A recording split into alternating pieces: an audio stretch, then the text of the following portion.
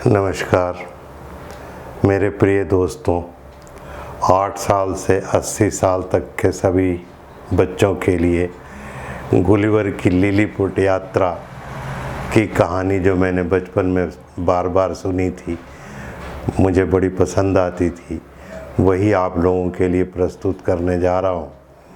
आशा है आप लोगों को भी पसंद आएगी, इसे स्वीकार करेंगे और कृतार्थ करेंगे।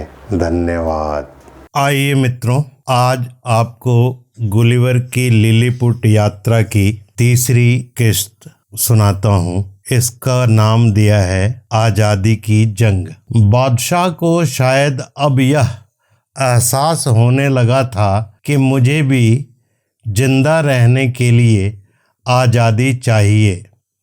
इस तरह वे मुझे कब तक कैद करके रख सकते थे, इसलिए अब मुझे उस मंदिर से बाहर निकलने की भी इजाज़त दे दी जाती थी और मुझे जंजीरों से भी आज़ाद कर दिया गया। एक दिन बादशाह ने मेरा मनोरंजन करने के लिए खेल कूद और तमाशों का आयोजन किया। उस राज्य के अच्छे से अच्छे खिलाड़ियों और करतब करने वालों को बुलाया गया। इन तमाशा करने वालों ने एक से एक बढ़िया खेल दिखाया, जिन्हें देखकर मैं वाकई दंग रह गया। रस्सी पर आंखें बंद करके चलना, वाकई लगता था वह नन्हा आदमी रस्सी से अब गिरा तब गिरा। यह रस्सी हमारे सिलाई के धागे जिससे हमारे कपड़े सिले जाते हैं से थोड़ी ही मोटी थी। इस धागे को लगभग 2 फुट लंबाई में ताना गया और ज़मीन से इसकी ऊंचाई लगभग 12 से 15 इंच रखी गई। रस्सी पर खिलाड़ी तरह तरह के करतब और नाच दिखाकर मेरा मनोरंजन करते और स्वयं भी गौरवान्वित हो रहे थे। दरबार में अच्छा ओहदा पाने के लिए ये अपनी जान की भी परवाह नहीं कर रहे थे। इनमें से कोई भी कलाकार अगर जरा सा भी अपना संतुलन खो देता तो कई फुट नीचे गिर सकता था, जिससे उसकी छोटी सी जान भी जा सकती थी। मुझे डर था कि कहीं उसका संतुलन ना बिगड़ जाए। मैं अपने हाथों को इस मुद्रा में रखे हुए बैठा था कि अगर वह गिरे भी तो मेरे हाथों में आकर गिरे, जिससे उसे चोट न लगे। साल में एक ही बार इस तरह का आयोजन होता था, इसलिए उनमें अच्छे से अच्छा खेल बादशाह के सामने पेश करने की होड़ लगी रहती। पर इनमें से कुछ ही खुशकिस्मत होते जो इस रस्सी से बिना गिरे करतब दिखा पाते थे। इस खेल में घायल होने से लेकर जान जाने तक का डर बना रहता था।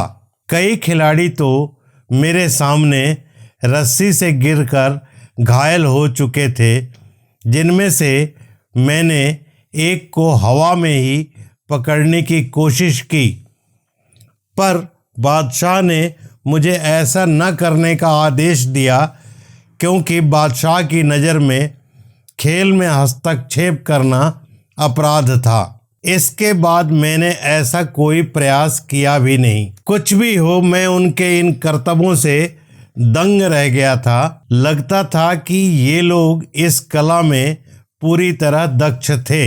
ऐसा सुनने में आया था कि इन करतबों को दिखाने के पीछे राज दरबार में कोई अच्छा ओहदा पाना था। जब भी कोई पद हासिल करने की बात होती तो इन करतबों को दिखाने का आयोजन किया जाता और इनमें से कुछ चुनिंदा लोगों को राज दरबार में काम दिया जाता था। इन खेलों में एक खेल जो मुझे काफ़ी पसंद आया था वह था एक गोल पहिए में से होकर गुजरना, और इसमें यह शर्त थी कि करतब करने वाले का शरीर उस पहिए से बिल्कुल भी न छुए। इन खेलों के अलावा एक और खेल तो पूरी तैयारी के साथ खेला जाता था।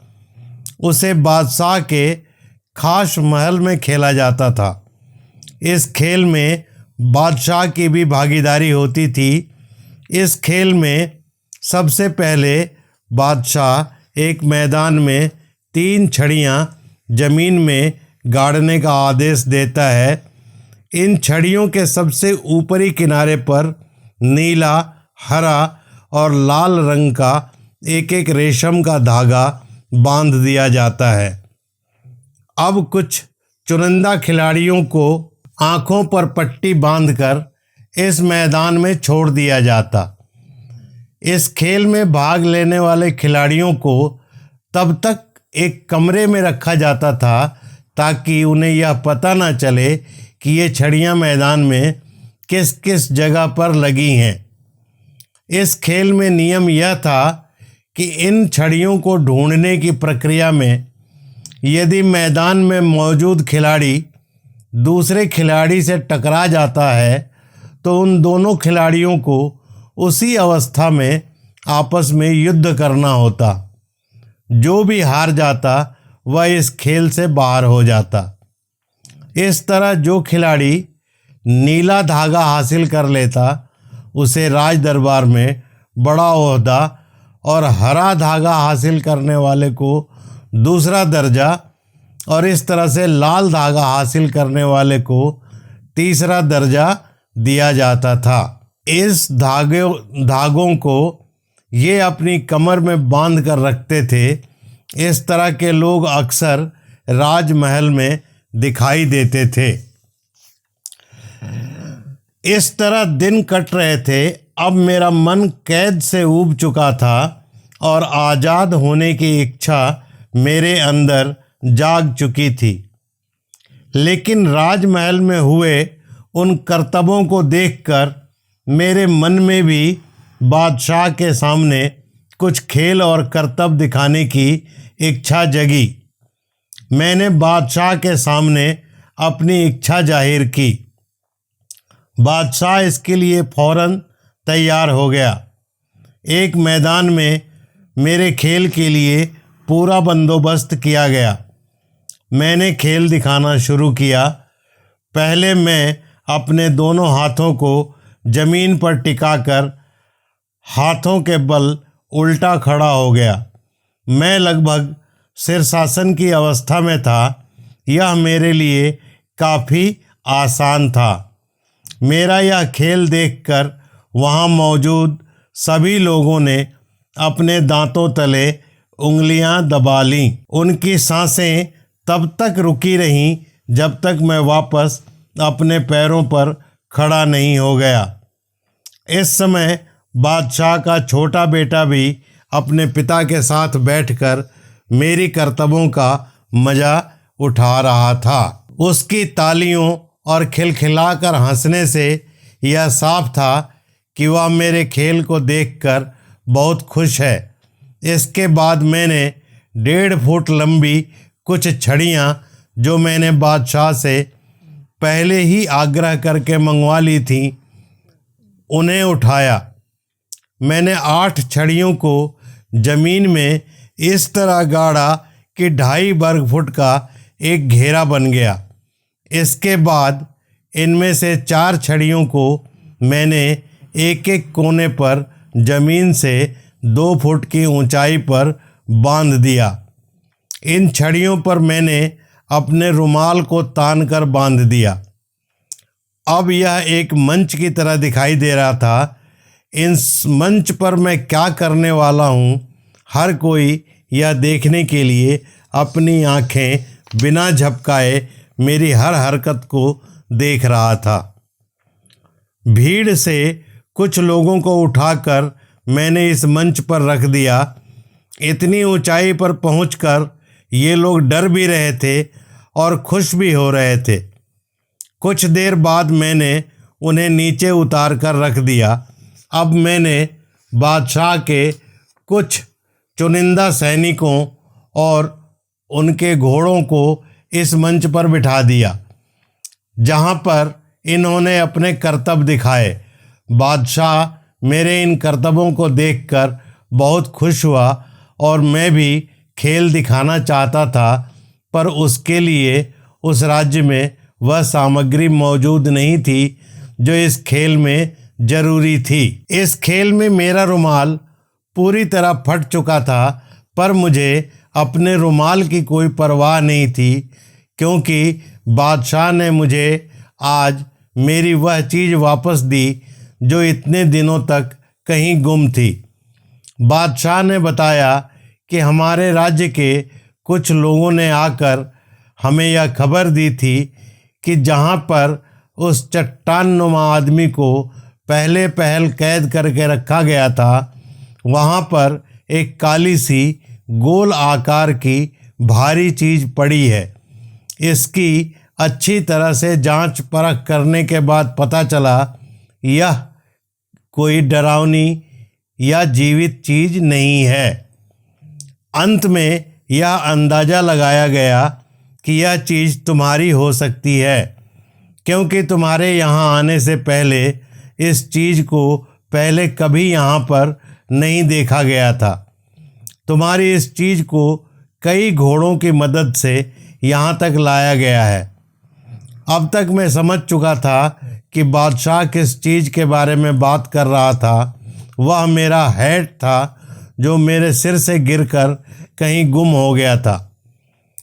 मेरे इस हैट को बड़े सम्मान के साथ मुझे लौटाया गया। बादशाह ने पूछा कि आखिर यह काली सी चीज़ है क्या।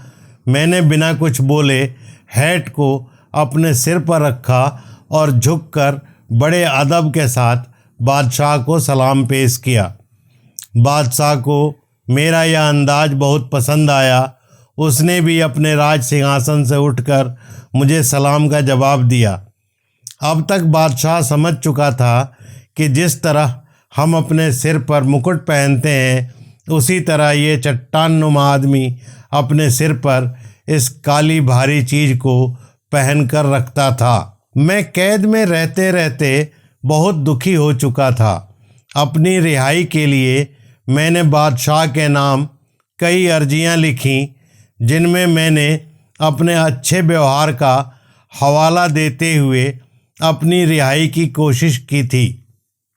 बादशाह ने मेरी इन अर्जियों पर कार्यवाही करते हुए एक बैठक बुलाई, जिसमें बादशाह के बहुत खास और करीबी दरबारियों के अलावा सेना के बड़े अधिकारी और दरबार के बुद्धिमान लोगों को शामिल किया गया था। हर किसी का यह मत था कि मुझे रिहा कर दिया जाए। मेरी रिहाई का विरोध सेना के बड़े कप्तान को छोड़कर और किसी ने नहीं किया। बादशाह ने इस पर सुरक्षा विशेषज्ञों की भी राय ली। उन्होंने भी मेरी रिहाई पर कोई आपत्ति नहीं की। कप्तान को भी जब सबने समझाया तो मुझे रिहाई की इजाज़त तो मिल गई, पर कुछ शर्तों पर। जब इन शर्तों को तैयार करके एक कागज़ पर दर्ज किया गया तो मुझे शपथ के लिए बुलाया गया। मैंने उनके रीति रिवाजों के मुताबिक इन शर्तों को मानने की शपथ ली।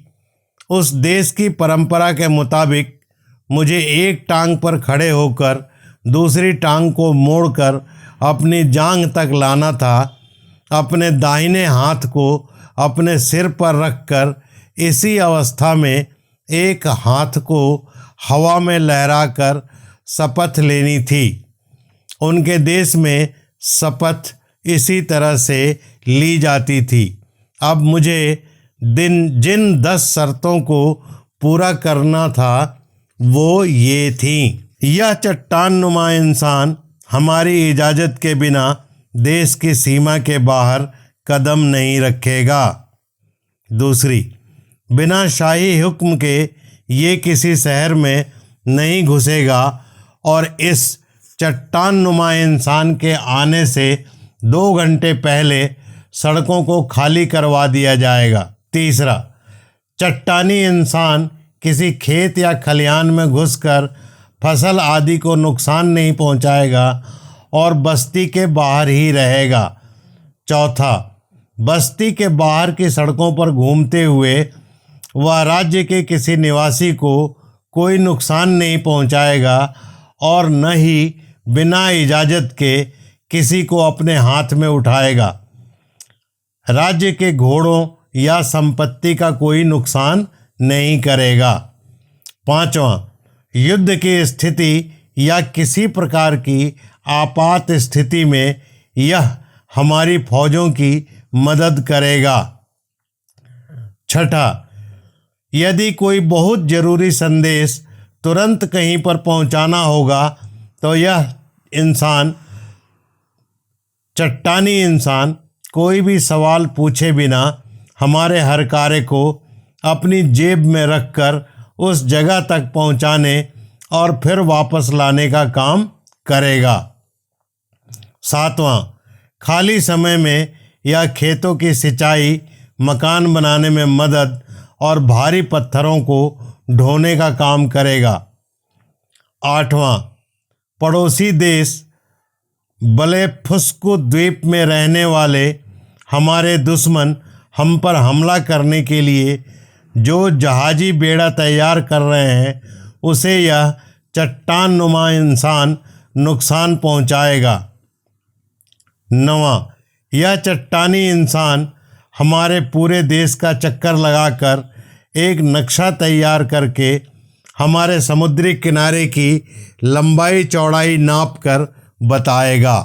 10वां, किसी भी समय इस चट्टानी इंसान को राज्य की मदद के लिए बुलाया जा सकता है, इसलिए इसे हर समय तैयार रहना होगा। अंत में, अगर सभी शर्तों को यह चट्टानी इंसान पूरा करेगा तो इसे रोज़ खाने पीने के लिए इतना सामान दिया जाएगा जो हमारे 1728 देशवासियों के लिए काफ़ी होगा। इसके अलावा इसे बादशाह से मिलने की भी छूट होगी। मुझे इन शर्तों को मानने से कोई परहेज नहीं था। नौसेना का कप्तान न जाने क्यों मेरे खिलाफ था, उसके कारण मुझे भविष्य में परेशानियां उठानी पड़ सकती थीं। इसके बाद मेरी जंजीरों को खोलकर मुझे आज़ाद कर दिया गया। अब मैं बहुत खुश था और इस आज़ादी का पूरा मज़ा उठा रहा था। दोस्तों, आज तीसरा हिस्सा समाप्त हुआ। इसी तरह अगले 2 हिस्से भी लेकर आपके सामने आऊँगा। अगर यहाँ तक की कहानी पसंद आई हो तो कृपया लाइक, शेयर और सब्सक्राइब करें। आपका बहुत बहुत धन्यवाद। आपका सुनील कुमार सिन्हा।